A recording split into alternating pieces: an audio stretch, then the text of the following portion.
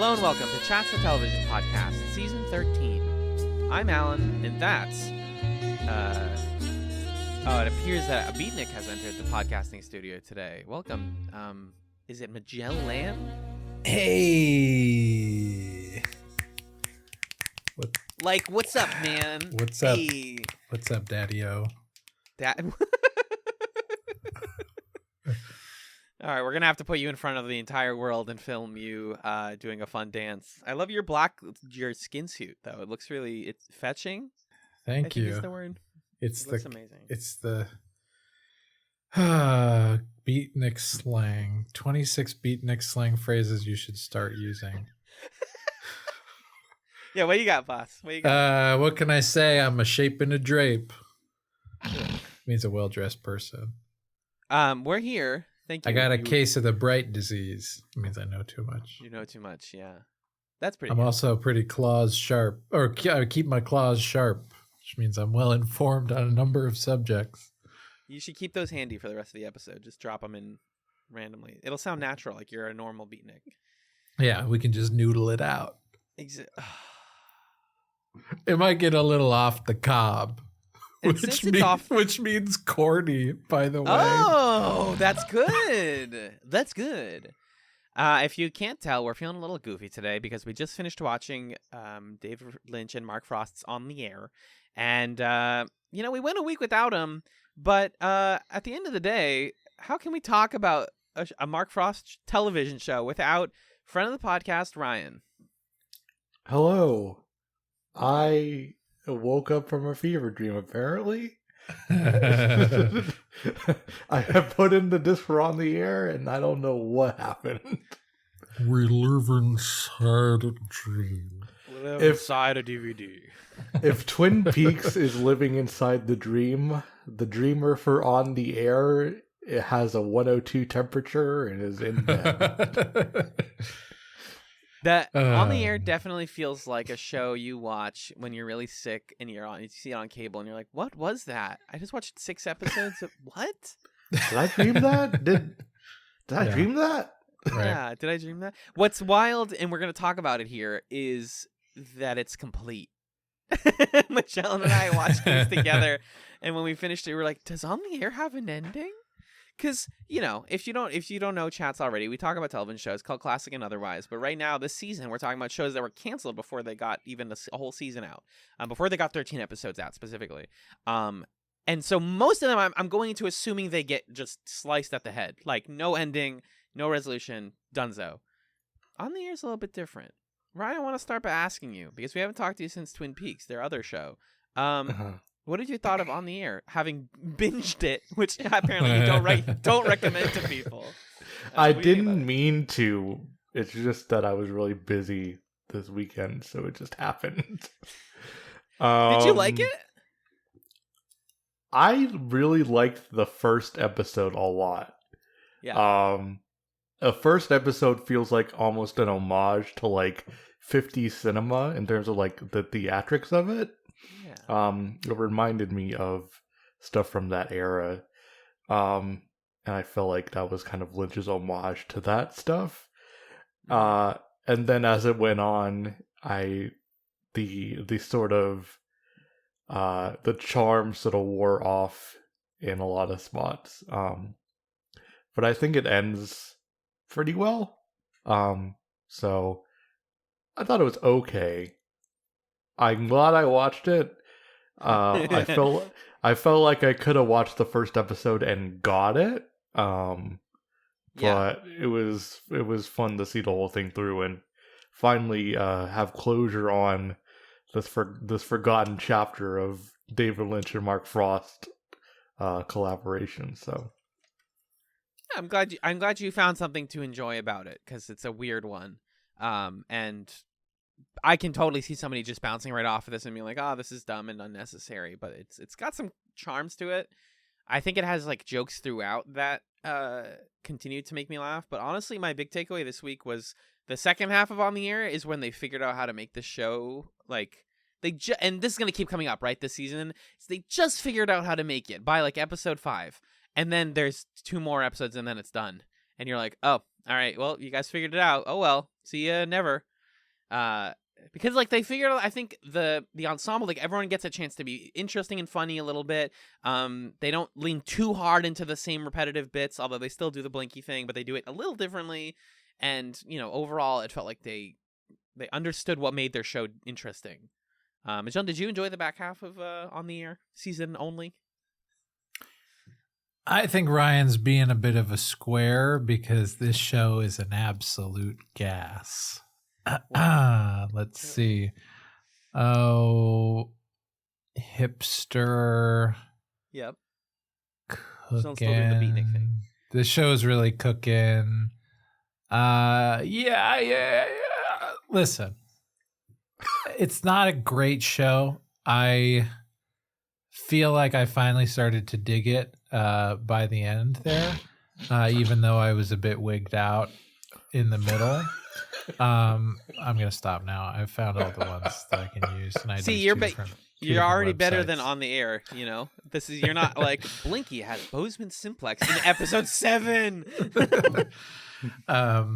Yeah, no, I think my thing with On the Air at the end of the day is that it's just a show that had some interesting ideas and came out at a time where TV was not there was nobody else for them to look to understand how to do this show that they wanted to do.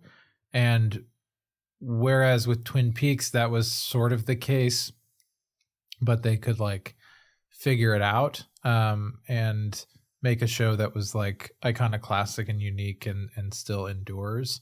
Mm-hmm. I think On the Air has just been completely outpaced by other television that figured out how to do this stuff better, faster, funnier. So there's still things that are engaging here, but I think the real issue that I started to notice is that On the Air, in a lot of ways, is stuck in a really dated understanding of what a sitcom is supposed to be or look like, because every single episode essentially follows the same plot of there's an unusual character around and they're going to make things a little different. And all the other characters are going to do the thing that they do in response to that. And then it's all going to end after some wacky stuff happens.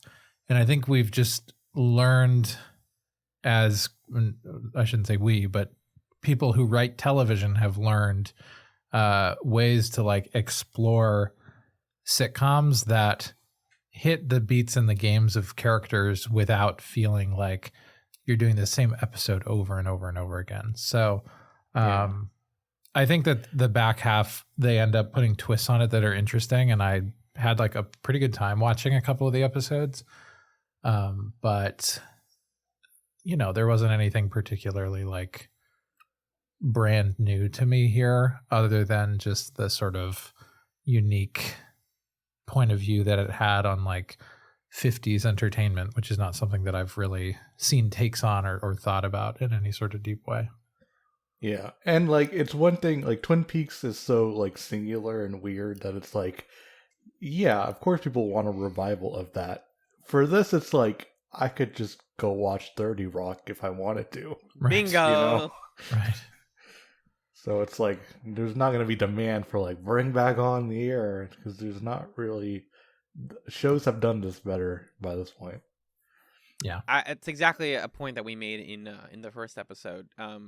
Is 30 Rock kind of figured out how to do this long form and successfully, and B, I want to see more David Lynch and Mark Frost stuff, but I don't need to see them tackle this again. I think it's very indulgent in an interesting way that Lynch was these two were oh, I love Hollywood. I love old Hollywood and old movies. I want to make a story that's set there, and I want to make a sitcom because that's challenging for me. And I do dramas, but maybe I'm going to try a comedy. Cool. I like it when drama TV makers attempt to do comedy. I think that leads to a lot of interesting television. And this is definitely an interesting show, but at the same time, I feel so much distance from it. And I said this before too, but because it's canceled, I'm just why do this felt it felt transient. It felt effervescent. whatever other big SAT word you want to use. It felt like it came and barely existed in my life. And I don't know, is there an on the air fandom? I'm sure. I mean, when I looked on YouTube for this show, it used to be on YouTube, right? Before you had to buy a janky eBay listing for it. There's one video essay from the YouTube channel Slacking Off called David Lynch's Forgotten Sitcom on the Air. As I understand, I think Slacking Off is like a channel involved with another bigger channel, but they didn't put out a lot of videos. And the guy he says a lot of stuff that we said. He does reference 30 Rock as well. And something he noted that and of course I'll credit him in the description, but like something he noted was, it seems like they want to do more with the satire, and he came to appreciate the satire a little bit more than we did. But my problem is, like, I just think people have done this exact satire better. Like, super weird to say. Again, Studio 60 does some of this stuff a little bit better. I agree with you. I agree with you. Satire in terms of, like, what, though? Just in terms of what an American audience would watch? In terms of what an American audience would watch, and also like what it actually looks like behind the scenes, because something he references is the fact that like there's the network executives who are behind Red Velvet, and they're all old men and they're all like dying, and like that's a really funny like dig at network executives, but it's so on the nose that it just doesn't even feel like that sharp of a critique. Like, yeah, they're all old and like dying, and we kind of they judge us from afar. And I think once again it's just hard for us to retrieve the context of that, because like we've seen 30 years of The Simpsons being like, Fox is so stupid. Fuck Fox. And so it's like has no impact on us anymore, because to us it's so pat. And I don't have a sense of in the early 90s how bold that was versus like not particularly biting or interesting. Because I think satire is entirely about context, right? It's like it's hard to divest it from that. So I could see an argument for that, but I don't feel that I understand the context well enough to make a case either way. Well, and in the context of the show, them coming right off of Twin Peaks, which was like famously like ruined by network executives trying to be like, you have to answer questions, you have to do X, Y, Z. I totally get why they would be like, well, screw you. I'm making a show about you and I'm putting it on a network. And about how you guys won't let a production happen. But it's not that biting. Like, on the air doesn't feel like it's that mean also. So it's like either lean into the funny or lean into like the meanness or something. I don't know. I felt like it had a lot of ideas that it doesn't give any time to breathe, because exactly like I said last week, we got to get in those running gags over and over again. We got to do the Hurry Up Twins. We got to do Blinky.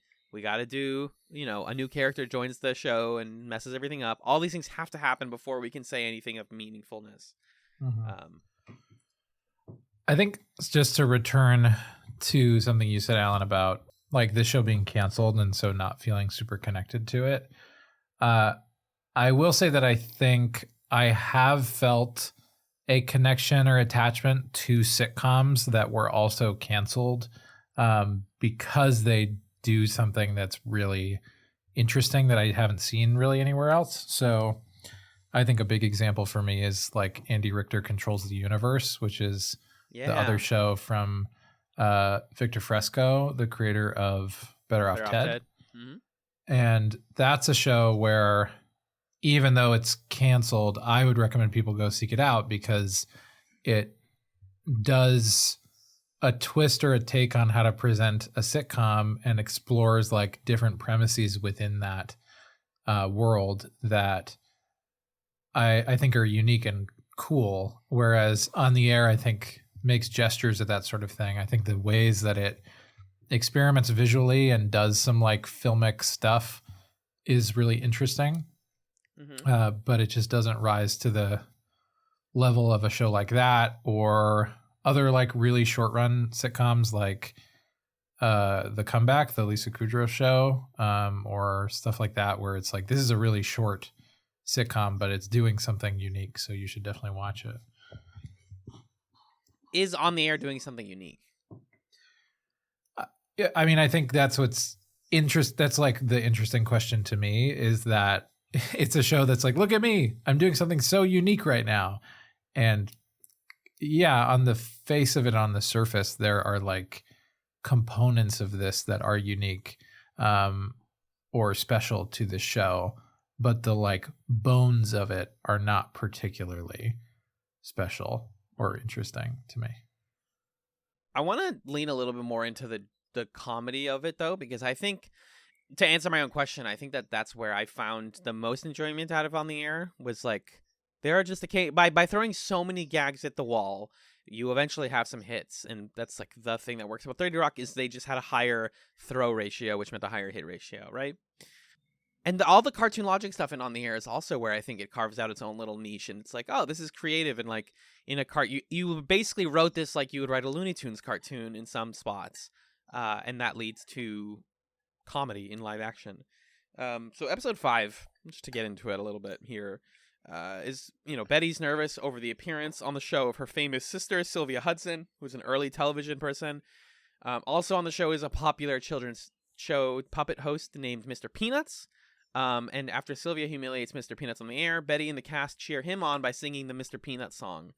And even Bud Budwaller is brought to tears. So we got puppets, a classic staple. They're doing the howdy doody thing. We've got old Hollywood with Sylvia Hudson. I liked having a weird villain on the episode. I thought that part was fun because she's so contemptible. And Majan and I were talking about when we watched the episode about like, one of the weird things about On the Air is you never get to see what the show looks like when it's succeeding. Like, what does a good episode of this look like? You just don't know, because it's like a cursed set, basically. And when everybody at the end like gets together and like cooperates and like knocks Sylvia over and closes the doors on her and they're all cheering and singing, that was the closest I think I felt to like, this is a cohesive unit of people who work together, and they work well based on XYZ.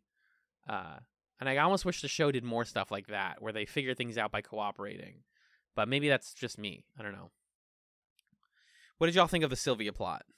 I really enjoyed the same stuff that you described there. I think what I do think it was a little arbitrary that she was Betty's Betty.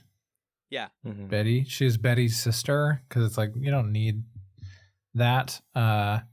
It almost feels like a retcon of what I found interesting about Betty, which is that she's just some nobody who, by virtue of being like blankly nice, is more popular than Lester Guy, who like tries so hard to perform and act and get people to call him famous. And so for her to be like, actually, I have a famous sister, was a little weird. But I think what I liked about this plot was that the triumph at the end there, and then everybody singing the puppet song, kind of exists both as like a warm sitcom moment, but also as something so absurd that you can like look at warm sitcom moments and be like, huh? What? Why is Albert crying right now? Why are we all singing the puppet song? So I enjoyed, I think this episode might have been my favorite one, to be honest. I'm trying to remember what the other ones were about. Oh, the Beatnik one actually was maybe my favorite. Yeah, I don't know, it's between those two, but I had fun with this one. Is this the one where the Hurry Up twins show up in the crowd? I think so. I think so. Yeah. Because that was my biggest laugh. Like, I was so tired of I was so tired of the Hurry Up twins. And then an episode of On the Air had just happened, and at the end the Hurry Up twins shows up, and the guy's like, the Hurry Up twins, and they like clap. I was like, okay. Yeah, just they don't do the bit, they just acknowledge that they're there, and then they're like, yeah, what's up?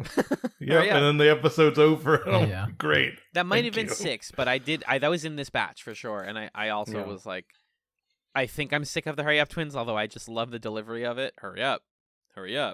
But yeah, it got old, and then they brought it back in a fun way. That's like, I also thought there was a good Blinky joke in these episodes, because I was like, okay, all you have to do is change something about it. Like, just don't say the Blinky thing and then show the same gag we keep seeing every single episode. Yeah, I was waiting for it to escalate, Yeah. Like, I was waiting for like, the blinky to show up, and then it would show like the atomic bomb going off in his vision or something. Yeah, yeah, go weird. It's Lynch, so go weird. Yeah. Yeah. But I did get some laughs out of episode 5 here. Specifically, early on, somebody says to Bud, "We're still ironing out a few kinks," and he says, "I suggest you flatten them," which I can't do in Miguel Ferrer's voice, but he just is so committed to it all the time. My favorite laugh with his character was when Sylvia like berates Mr. Peanuts to the point where Mr. Peanuts is like really ashamed and sad, and Bud is in the tech booth like, give me a close up of the puppet while the puppet is like crying. Zoom in on the puppet while he's crying. Get in there. Yeah, that was funny. It's so funny seeing him shape the narrative of the show because everything's going to shit, and he's like, wait, that's the story right there. Get me that puppet. That's some newsroom shit right there. Yeah, exactly. Betty also just being worried about her famous sister is always. I think what I'm liking about Betty is that she's anxious about things that don't matter to anyone else. Like in the final episode, her biggest worry is like, I don't know my mom's name. But the fact that they can loop that back around to like actually having some pathos, and you're like, oh, you should care about your mom, and like, okay, it's very, simple, but yeah. She says, somebody says, "How do I look?" And they say, "Oh, fine, thank you." Oh, that's Lester. Yeah. That's a good Lester line in this episode as well. Lester just, the implication that he is like has had a relationship with Betty's sister is also a little weird. It makes sense. Yeah, they're Hollywood. They kind of don't do much with that. Right. No, right. not really. They just I think drop it. Yeah, I think something that I am reflecting on right now and looking over my notes and thinking about the show, the reason that I maybe didn't connect with it as much as I wanted to is that it's a sitcom that isn't really doing the sort of like character focused things that we expect or want sitcoms to do, because you think like the thing that really drives a sitcom and makes people fall in love with it is you have characters who behave in certain ways, have personalities that you're very familiar with, and you see them in different situations where those personalities or traits cause them to make bad choices. Yeah. And then we watch them deal with the ramifications of those choices. Mm-hmm. And what On the Air does is it says, here are these characters who have these foibles. Here's the situation that they're in. And look out, because they're about to slip on a rolling up rug. And the dog's in there. Like, it just kind of takes this swerve into madcap physical comedy that if you allow it to go there is fun. And there are set pieces that are silly, like Sylvia getting caught behind the door and the door keeps closing on her face. And now she's like is dazed or something. But what we lose is what we're talking about here, and what Ryan's pointing out, which is what about her and Lester having like a connection? Was Lester exaggerating that? Is he making a fool of himself? What's the resolution to that? So I think that to me is kind of like what makes this show feel a little less substanceless, is that we're not meaningfully resolving character arcs across an episode. Yeah, it's hard to get invested when there isn't arcs, but that's also a sitcom, right? They can't resolve stuff or how characters develop. Lester has to continue to be a shitheel for the whole show, unfortunately. That's just who he is. True. Yeah. Yeah, but I don't know. I feel like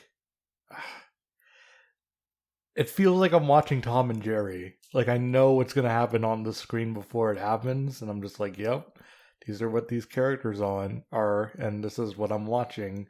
Whereas, like, over something like 30 Rock, like, you get invested in the characters, and there's just enough evolution in them that it's like, you don't get that same effect. Uh-huh.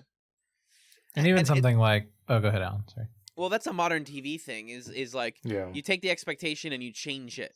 Because, like, in the 70s and back, you would take the expectation and just meet it, because people watch Yeah. TV for comfort and be like, Gilligan and company are never getting off the island. Jan is always going to be smarter than the rest of the Brady Bunch, like, et cetera, et cetera, et cetera. The Fonzie's always going to hit the jukebox because that feels comfortable, and the show is calling back to that. But at the same time, it's like, it just feels like kind of like a waste of your time a little bit. You're like, why am I watching this?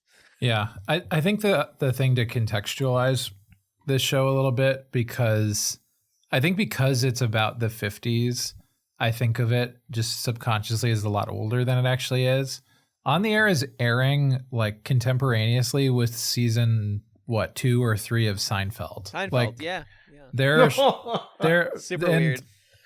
And like Seinfeld is a show. I was at the dentist the other day and there were Seinfeld episodes playing on the screen. So I'm thinking a lot about Seinfeld right now. It was literally drilled into me. They used a water picker. There was no drill. That's okay. But in Seinfeld, I know how George is going to act. He's going to get really mad and he's going to repeat like a phrase about something over and over and over again and try to insist upon its truthfulness or whatever. Jerry's going to have a new girlfriend for who God knows what reason and find some reason to be annoyed by her or something. Kramer's going to walk in the door. Like, there are things that I just know. Elaine is going to be anxious and fuck up a friendship. I know that these characters are going to do these things, but different episodes feel distinct from one another because the situations feel distinct. And everything that the characters do and all the laughs come from the ways that their stock problems interact with novel situations. And so maybe that's also part of the issue on the Air, is like it's stuck in a version of the sitcom that even by 1992 is somewhat dated, right? Like there are other sitcoms that are contemporaneous with it that are figuring this stuff out in ways that On the Air just isn't really, because it's not interested in that. It's interested in looking at 50s entertainment and variety and, slapstick comedy and stuff like that. Right. And nobody misses this type of, well, I don't know if nobody misses it. I think we found comfort television in different ways, but no, I'm saying most people aren't looking for like the new Gilligan's Island or the new sitcom where nothing changes and everything is just like blankly funny. We have shows like that. Modern Family did amazingly well for a while, and that's like about a family that's kind of like stagnant, and not stagnant, but like they've had their character beats figured out. There were some other jokes though in episode 5 that I liked before we move on, just real quickly. Sylvia's line delivery, and I wish we could have pulled clips for the show, but it's very hard to do that. She says, ice in the drinks in the cocktail lounge of hell. It's just the beautiful staccato rhythm of that line delivery was really funny to me. Lester saying, I didn't play it, I just fingered it, with regards to a stringed instrument. Very naughty in that fun way. Didn't we learn, Magellan, that Ian Buchanan has had an interesting storied career recently? Yeah, so he, at like a young age, his parents died when he was like a teen or a preteen or something. Yeah. And he was like working in bars for a while, and then one day he was just on vacation in Spain and a photographer saw him and took pictures of him, and like overnight he became an international fashion model because he's so handsome. And then since then he's been like a recurring character in all of the big soap operas that you could think of.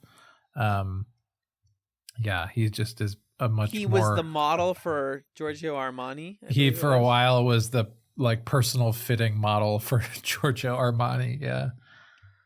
Dude's had an interesting career. He's like the person I came out of this the most interested in. So I was glad that we looked into that. But him having like a soap opera background explains so much about both Lester Guy and his character in Dick Tremaine. Yeah. Anyways, let's briefly touch on episode 6. This is the one about the Great Presidio. And there are some inappropriate terms used in this episode, unfortunately. Yep. Mostly words used to describe Romani people. Yeah, Romani, Presidio actually thinks he's an auto mechanic and he's unable to perform magic. He's afraid of, quote, the dog of transformation. There's a dog on set. I love a good dog. And then Lester and Nicole plot to steal the show by sabotaging his character and having Lester learn to perform his own magic. On the air, while Lester's trying to perform a trick and Nicole is trapped in a magic box. This is where it gets awesome. Presidio spies Snaps the dog, who Nicole is dressed as the great Presidio's dog of transformation, which causes him to regain his powers, transform Nicole into a lizard, and use his magic trick to teleport Lester to Akron, Ohio. What the hell happened? I love this is the one that had the hardest laughs for me, at least. I love absurdity like this. Last 5 minutes. Can I say real quick? Yeah. Sylvia's dog did not deserve that. No. Last episode. No. Oh no, yeah. This dog has a great time. Sylvia's dog This dog is fucking chilling. Yeah, and terrifying. This auto mechanic turned magician. I really like this guy has a secret that can only be revealed when something specific happens. I like just a lot of the accoutrement of this episode. There's a wizard named Mustafa who hits his head on a pipe earlier in the episode because there's some guys laying pipe. And speaking of live action cartoon humor, the plumber is a cartoon New York plumber guy, and he has a son with him. That guy. Oh yeah. He's got a son with a mustache and chest hair. Get me whoever decided to do that. It's a 2-second blink and you'll miss a gag. So good. It's incredibly funny. Just the kid's I'm here too, and it's a 5-year-old with a mustache and chest hair. They do some good stuff there with Lester trying to speak Presidio's other language. And again, I like the whole auto mechanic gag. I like the running thing of Lester trying to do bar magic tricks that he learned from Brian Brushwood on Scam School. Shut up. Like that. I just shout out my guy there. Come on. You're canceled. You're canceled. Go ahead, Ryan. Canceled. I like the pipes bit. It's I really like what funny. they do with the pipes. I like the hurry up twins running into the pipe. I like the announcer and the woman that sprays him. Yeah. They just have bandages on their heads because they ran into the pipes. Yeah. She brings a Candy from Twin Peaks: The Return level of no one's looking at me, but I'm here, damn it, and I'm here to perform that I'm in pain or whatever. She's really committed to it, which I thought was so funny. And Albert talking down the plumber is just classic. Oh yeah, where he reveals. Is this where he reveals was in that he was Korea a and it was the whole thing. It's funny. Yeah. The guy's trying to be mean to him, and he's like, "Listen up, fuckface," basically. Lester also feels bad in this episode that he got a letter that says "The Betty Hudson Show" featuring Lester Guy, which I thought they were gonna actually go for "Don't you feel bad for Lester Guy," but they also just run right past this joke. Which sometimes I appreciate it. Not every joke has to be fixated on, but I was or not every plot beat has to be focused on. And it's a thing that they're slowly building over the course of the season, which I liked because that's not something you would have probably seen as often on a sitcom around this time. It's a continuing plot thread over the course of the season. So whenever they returned to that or incorporated that, I thought that worked for me. Did 30 Rock ever have a jealousy plot line? Yeah. Oh, okay, great. Just, are you thinking about between particular characters, or are you just saying in general? In general. I mean, I think that's an undercurrent of Liz and Jenna's relationship, that Liz Lemon is jealous of her. Makes sense. I need to Or they're jealous of each other to a certain extent in different contexts. Oh, well, 30 Rock is on Hulu. Okay. I'll add it to the there's definitely parts of it that don't hold up. And there's a lot of it that's really good still. So I think it's better than I would think it is now. I rewatched, if that makes sense. I rewatched all of it 6 months ago or 8 months ago or something like that. Yeah. And it's what you said is right. And I can't remember the words you said, but they were correct. It holds up a little better than you would think it does. Yes. but also has parts that don't hold up. It's But right. also, yeah. You're definitely gonna go, whoa, whoa, yikes.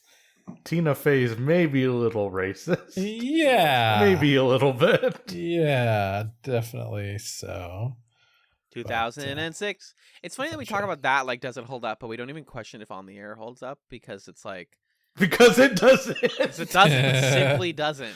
Ryan, the fucking fat joke, like the halfway I through, I'm didn't just like, mention it. God. I didn't mention it. Ugh. There was a discourse boiling in my head that I decided to not bring up, which is when Sylvia does that, I was like, where's the line drawn on, like, a character is supposed to be shitty, and how shitty can they be before we're like, okay, that's actually inappropriate? Because she makes a fat joke to, what's his face? Cool guy. To me, McGonagall, Dwight McGonagall. And to me, like, okay. honestly, the line that I draw is like, Sylvia can make a fat joke, and that can be clear. That can be an indicator to us that she's a shitty person. But when that's prefaced by the camera itself looking him up and down, to be like, hey, look at this guy's body, get ready for us to say something. And then she says that, it confuses whose perspective we're in, what the show thinks about the comment that she's saying there.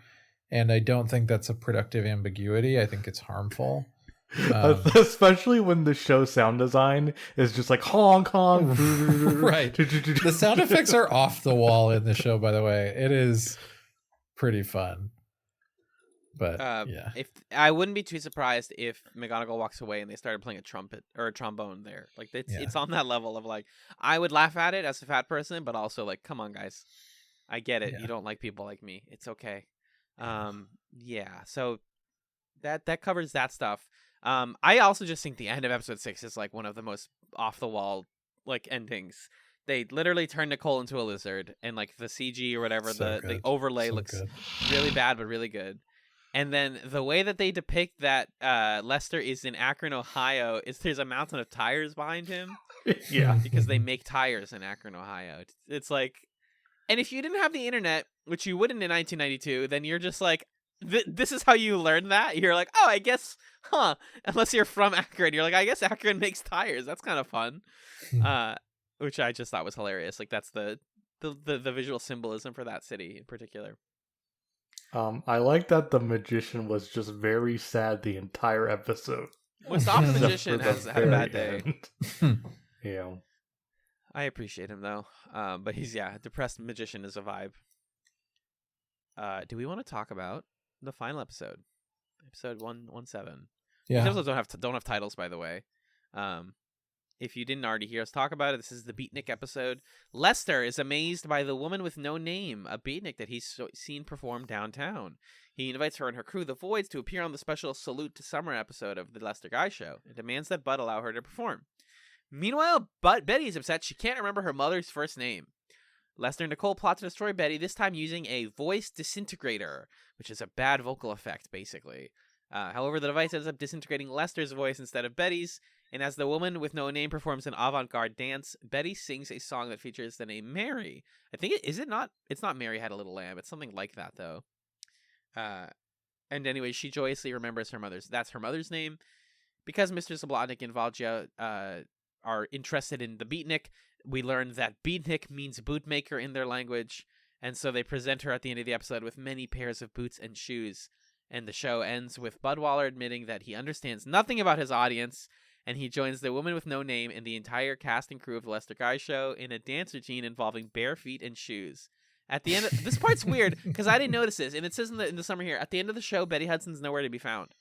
I thought I just saw. I don't think they made a point about that. I think she just isn't in the last scene. Who cares? That's so strange, right?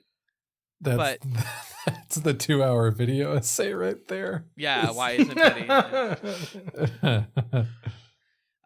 This one actually returned to having a David Lynch script. This one was Lynch and Robert Engels, which explains something. Mm-hmm. I want to know. God, the best comedy for me is Lester Guy trying to talk and his voice is disintegrated. It's so fun. It's like shitpost modern Twitter humor funny of like hey, what's going on? What are you into? What kind of music do you listen to? And you're like, oh, it's pretty obscure. You wouldn't have heard of it. And then he plays it and it gets like, that's very funny to me.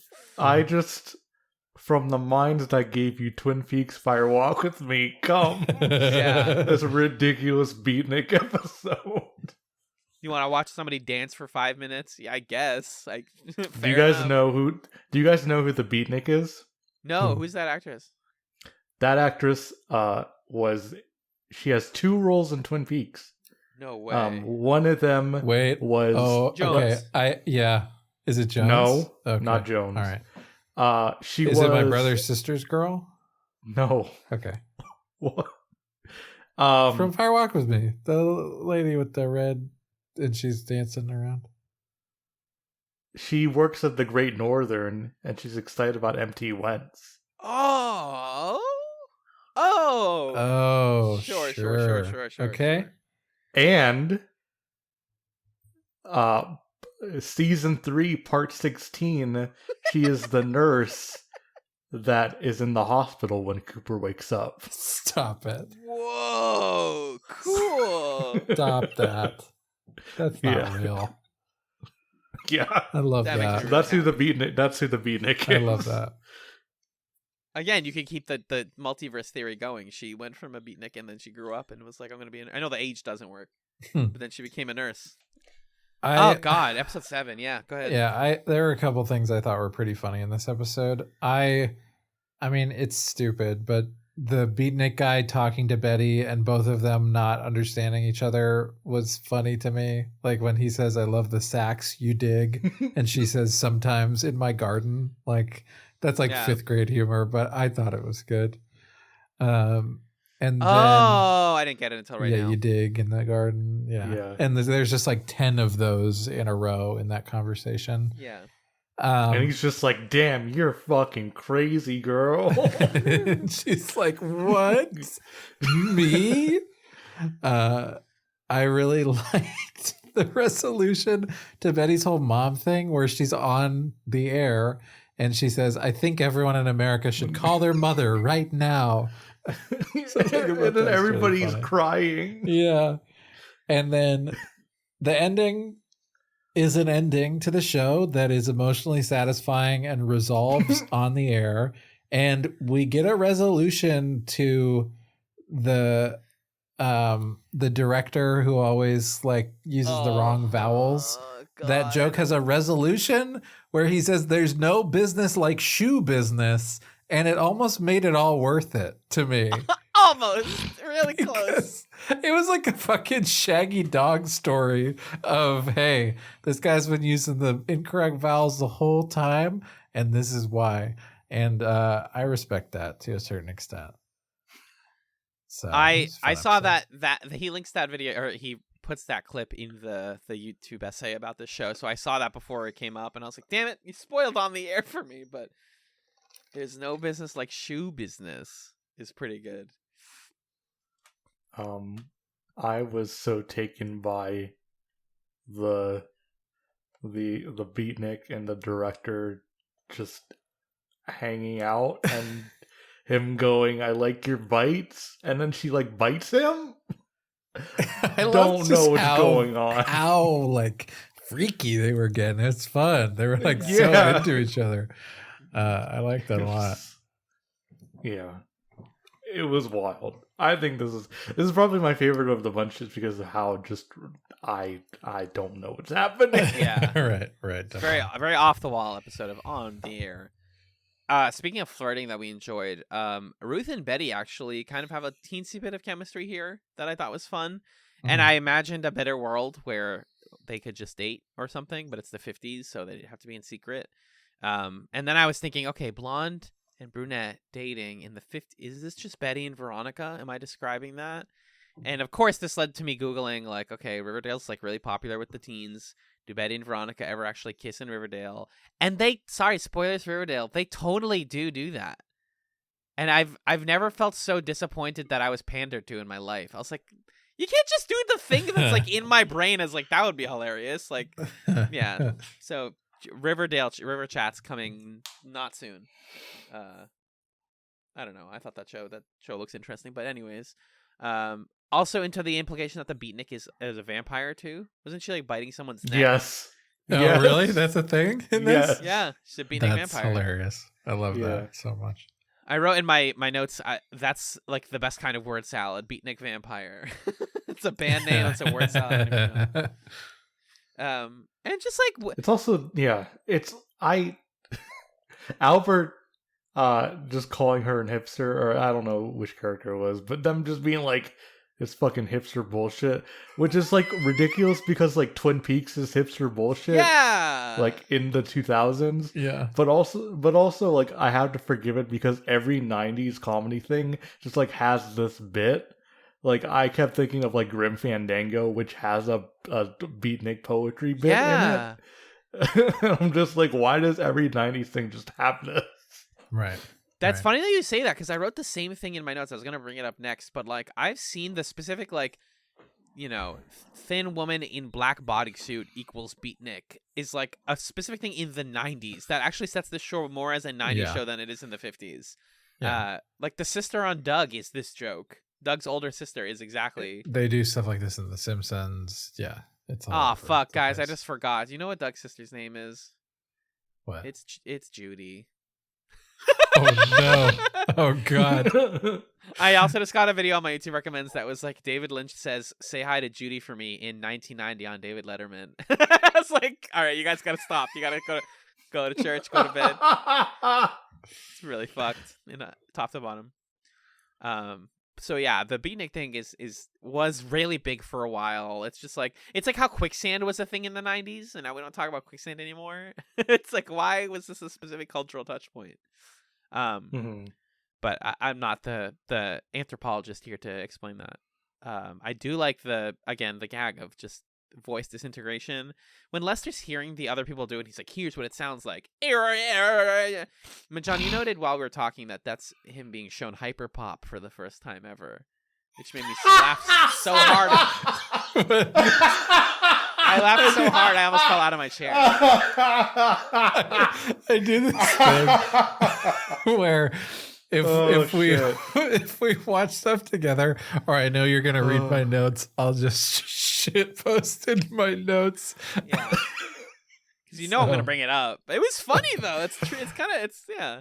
Well, because I said what prompted that was I was like, wow, I love this new 100 Gex album, and then you were like, yeah, he's listening to hyperpop. Oh, you said 100 Gex? I think we just both thought of the same joke. We got there together. Yeah. We should watch more shows together, TBH. We're gonna be funny at least. God. Other jokes from our notes: on the air walked so the Amanda Show could run. Just again, the 90s was a time. Yeah, or did you write that? Who wrote you that? said it. I wrote it. You said it. That was me. Oh, okay, yeah. And then a line from the episode that I did really enjoy too. I keep wanting to say Albert. Bud goes, there was a group of people living in the Andes who had such an extraordinarily high pain threshold that their favorite pastime was throwing rocks at each other's head. Anyways, that's how I feel right now. It's like the longest point. Like I always, when I was writing it down, I was like, what's the point of this? What's the point of this? Oh, he says it in the last millisecond. Okay. Yeah.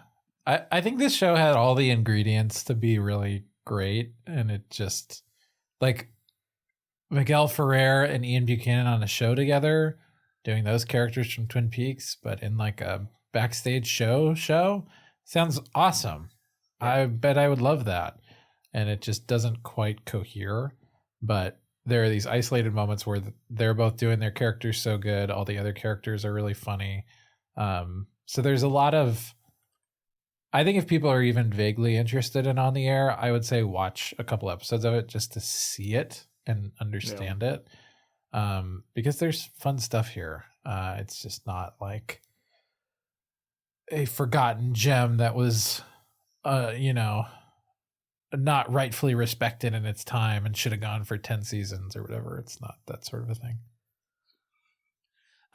Yeah, definitely. It's something, it's an interesting artifact, but it's not like essential viewing. Even if you're like a David Lynch person or a Mark Frost person, it's like you could watch it or you could not. It's hard to find. Yeah. Right. I really liked the first episode a lot. it reminded me, a few friends and I watched The Red Shoes, which is like a late 40s movie about theater and like putting on a show, and it reminded me of that so much. Just the way that it sets up how the show is supposed to go, and then the way it just completely like falls apart. It just reminded me of that so much, to the point where I'm like, that's probably intentional. David Lynch and Mark Frost love their 50s cinema, so wow. Everybody but, on my letterbox yeah. loves The Red Shoes, apparently. I guess I'm adding it to the watch list. But yeah, no, it reminded me of that era of stuff. Mm-hmm. And I thought it was really cool to see that. Because I don't know, it feels like it plans everything purposefully, way more purposefully than everything else. I just really liked the back half of that episode a lot. I don't know. Yeah, definitely. But everything else is just like, you take it or leave it. John, any final thoughts on the air besides what you've already said? Honestly, the only thing that's been in my head for the last 45 minutes or so is when we were talking before about like other sitcoms that do this stuff better. I was thinking about, okay, this show goes into like slapstick in at the expense of characterful stuff, and wouldn't it be cool if there's a show that is characterful and slapstick? And for the past 45 minutes, the thing that's been playing in my head is that scene from Friends where Ross is in the bathroom and his pants are way too tight and he can't get them off, and he like tries to smear talcum powder all over them, and he ends up covering himself in powder and like rolling around in the bathroom, and he makes a disaster for himself. It's pretty funny stuff. So if you're looking for a madcap sort of physical comedy type thing, you could just watch that scene from Friends. It's wait, hold on. Yeah, give me the episode. Hold on. It's a blast. No, sorry, I'm opening up the beatnik sling again. It really gives you the big tickle. Ross isn't that cool of a cat. You have 30 seconds on the spit, my friend. They're all part of the same galaxy, which is one circle of close friends. So that's something. All right, how about 5 seconds? 4. Sorry for bugging you. Thank you. That's beatnik slang. Gotcha. Beatnik slang with Okay. Magellan. New podcast starting eventually. Later, which means goodbye for now. Oh. Wow.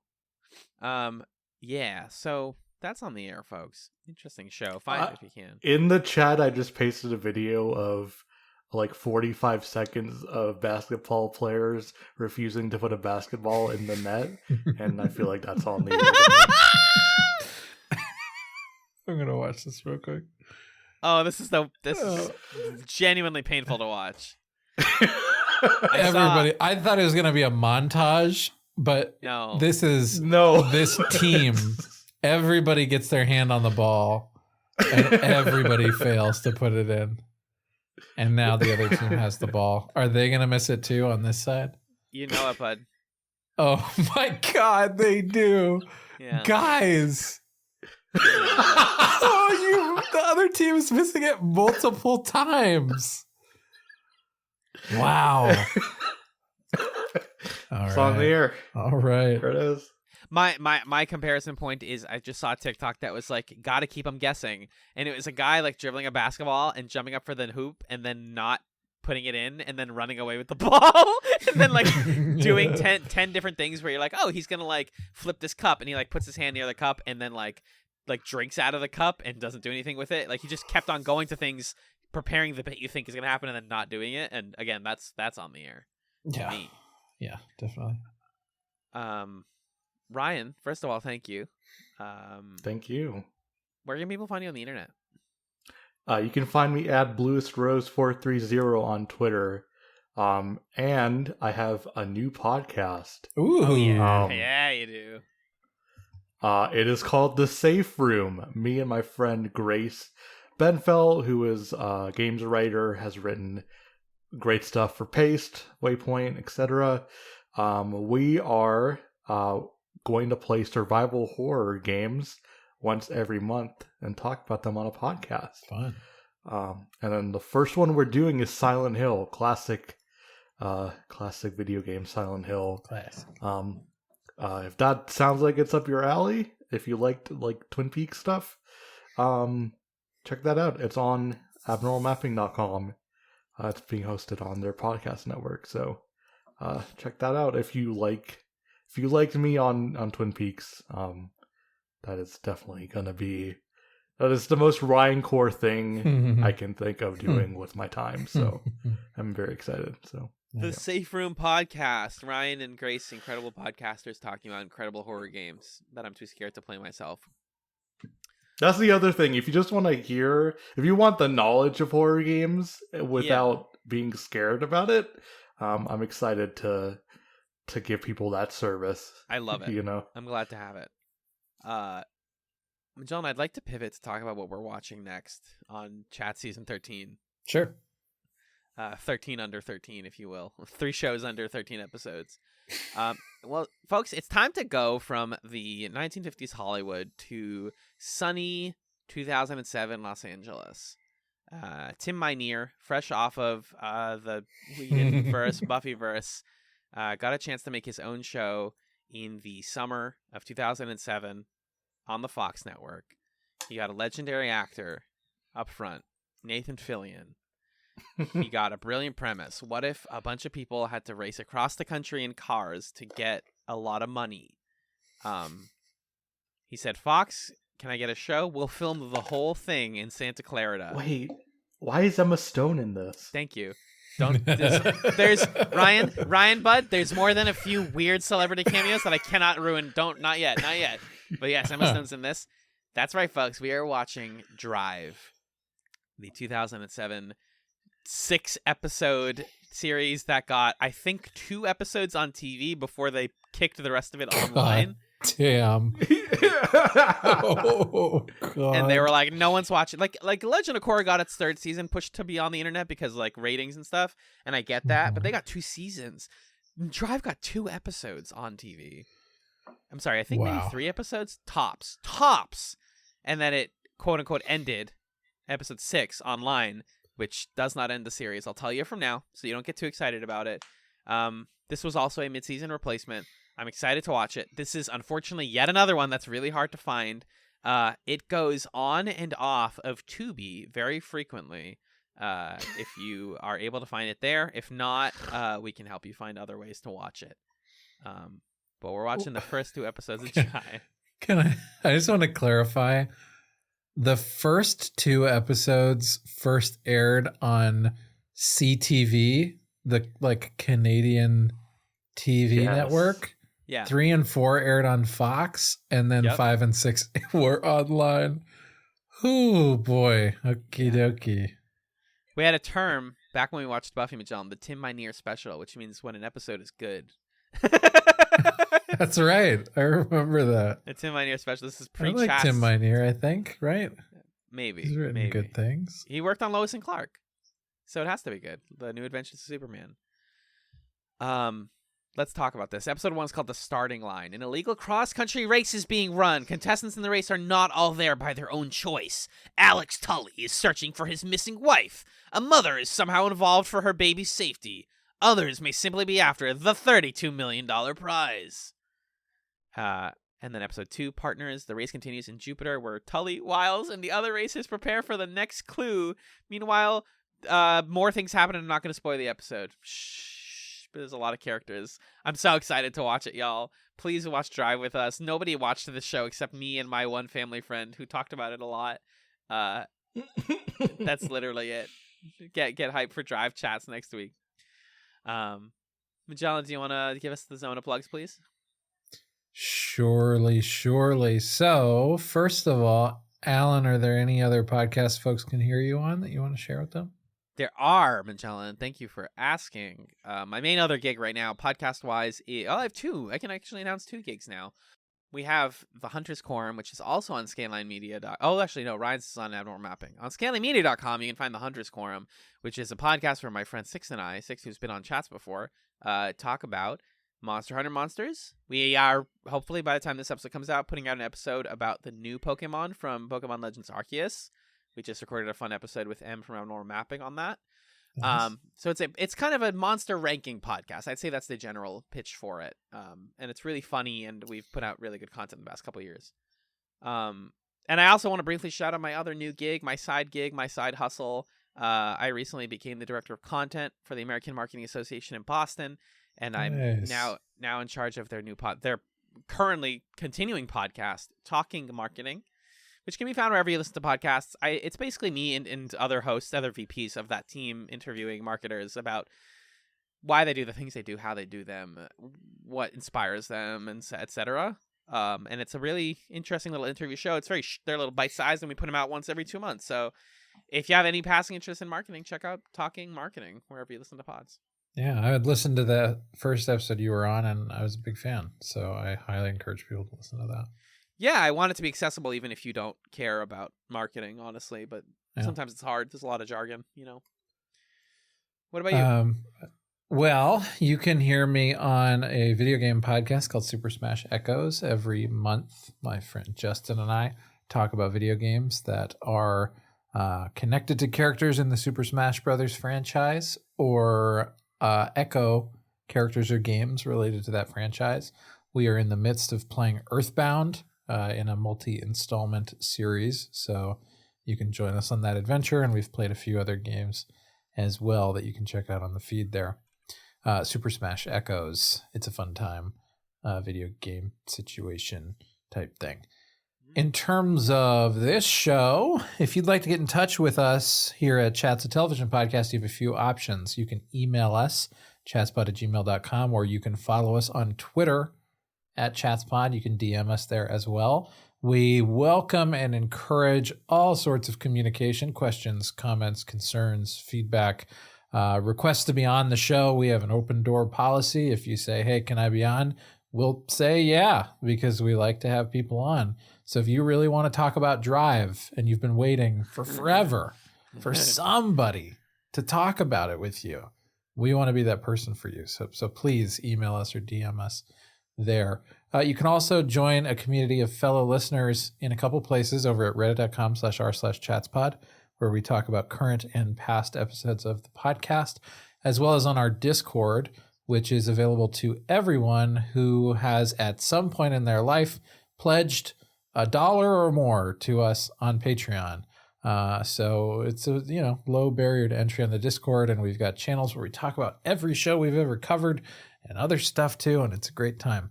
Also on our Patreon, if you support us there at patreon.com/chatspod, at $1 and up, you get the Discord and some assorted old bonus episodes. $3 a month gets you access to all these bonus episodes, thrice monthly bonus content where we might do movie commentaries or pilot potential new shows for the main feed, or just have discussions about other topics that we feel like talking about. And $5 a month gets you thanked here on the show. Our current $5 patrons are Arthur, Jen, my mom, Marcus, Nick and Pat of the Brothers at Infinite War, Fendon, Six, and Stefan. Thank you, folks, for being $5 patrons. And you can also support the show, of course, by rating us on wherever you listen to us, whether that's Apple Podcasts or Spotify or I don't know what you use, but you can send us a rating by driving some traffic over to our website at chatspod.com and checking out the stuff that we did there. And you can also support us by supporting the people that have made cool things for us, including Camilla, who designed our podcast art at Camillastrator on the socials. Show her some love there as well. Okay, here's the time for the last thing we like to do, which is share some chatsums, some things we've been snacking on ourselves that we would like you all to snack on if you're looking for a snack between now and next time. So, Ryan, do you have a chatsum for us? Yeah. My chatsum is a new album from Denzel Curry called Melt Your Eyes, See Your Future. Denzel Curry, rapper from Florida. He's been making really solid music for a while, and I think his latest one is probably his best. it's emotional, it's reflective, it's thoughtful in a lot of areas, and I think the production is very varied and interesting, and I think Denzel Curry is low-key like one of the best rappers right now. So yeah, melt your eyes, see your feature. It's great. You just have to listen to it. It kind of speaks for itself. So yeah. Nice. Chatz related. Melt eyes spelled with a Z. Yeah. Also, the Yeah. tracks that you've posted, Ryan, on our Discord from that album are amazing, and I'm really excited to give it a full listen. 45 minutes of delicious Denzel Curry music. That's fantastic. I'm so excited. Yep. Alan, what about you? What's your chance? I'm finally out of the Elden Ring hole, and that's not because I beat the game yet. God, no, I'm not even close, folks. But I am doing other things with myself. I'm going to chat some a manga, and I'm going to chat some a book. Is that okay? Can I do two things? Yeah, go for it. The manga I've been reading, and that I think just got more volumes announced, and maybe even an anime announced soon, is Witch Hat Atelier, Atelier. This is a manga that's been running since 2016. It's been blowing up recently, I think, because it's just really good, and the art is fantastic. Basic elevator pitch: you've got a young girl who's always been interested in magic, and she never knew how to do it. It turns out that there's secrets involving magic that you basically the mechanism with which you perform magic in this world is really special. And she's whisked away to a magic atelier school where she learns how to become a witch. And it's a growing up story. It's about the power of art and stuff, and it's really beautiful and really nice and warm, and I love it so far. I finished the first volume today. I sat outside in the sun and read it after a stressful day at work, and it was a balm for me. So Witch Hat Atelier, that's a huge recommend if you like that kind of thing. Also, just want to give a quick shout out for all the socialists out there. Ryan, you actually recommended me this book about 5 years ago. And it is Socialism Seriously by Danny Katz. I knew exactly what book you were talking about too. I was like, "Yep, it's that one." It's funny that I explicitly remember you recommending it to me, because I think I was like, I'm interested in socialism, and you were like, I read this and it was a good 101. It's really weird reading Socialism Seriously in 2022 because it's like a very 2015 perspective on politics. That's not to say that it's bad. It's just so like we're kind of past a lot of the ideas in this book, which is to say like, but it's still super relevant. It's basically framed as a modern take on like what socialism was, how we can incorporate it into our society today, and what that actually tangibly looks like for the modern person. It's got a bit of a humorous bent to it. It's a little bit cheeky and goofy, but I think that's more to get the point across. And the author talks about like, yeah, I could write this as a boring textbook, or I could like keep you engaged. And so that's why it's like kind of funny. But check it out. If you're interested in socialism as an ideology, I'm not here to vouch for any particular ideology, but I'm just saying the book is interesting. Socialism Seriously by Danny Katz. But John, what about you? I'm sort of in the middle of 3 different books right now, but one of them I don't want to chat some because I don't think it's good enough, and one of them is hyper specific to teachers. So I'll chat some the one that I think is the best of the 3 and broadly the most interesting, which is I recently started reading a book of poetry from 2017 called Whereas, which is written by Layli Long Soldier. Layli Long Soldier is a Native American author, and her book is essentially this exploration of the language that has been used in various documents written by the U.S. government and its representatives with regard to Native American societies, and the sort of like way that language can be constructed to be duplicitous and misleading and disguise the sort of like physical realities or the truly structural realities of how the United States has treated Native American peoples. And it's a book that's like challenging and fascinating, and I think really gets to the root of like the harm that is done when we allow language to be so slippery, and like what is made possible by speaking in that way, or by writing laws, or writing apologies to groups of people in that way. So I would encourage people to read Whereas. I think it's a fascinating book, and it's really good so far from what I've read. What's the author name again? Layli Long Soldier. Awesome. Yeah. Books, folks. We read them. And in case you were wondering, the Rihanna song Shut Up and Drive came out during the break between the first 4 episodes and the last 2 episodes of Drive. So no, they weren't able to use it as a theme song. But don't you wish they could have? That's something for you to think about next week, folks. I hope you all have a good night. Thank you to Ryan for being the Budwaller to my Prasvagia with a funny accent guy. And Magellan, thank you for being the Betty to my Veronica. Those are not characters on the air, but I just think that that's how we relate to each other. And thanks for listening to Chatz, folks. Peace. The Hurry Up Twins. Hurry up. Hurry up. Hurry up. Hurry up. Hurry up, twins.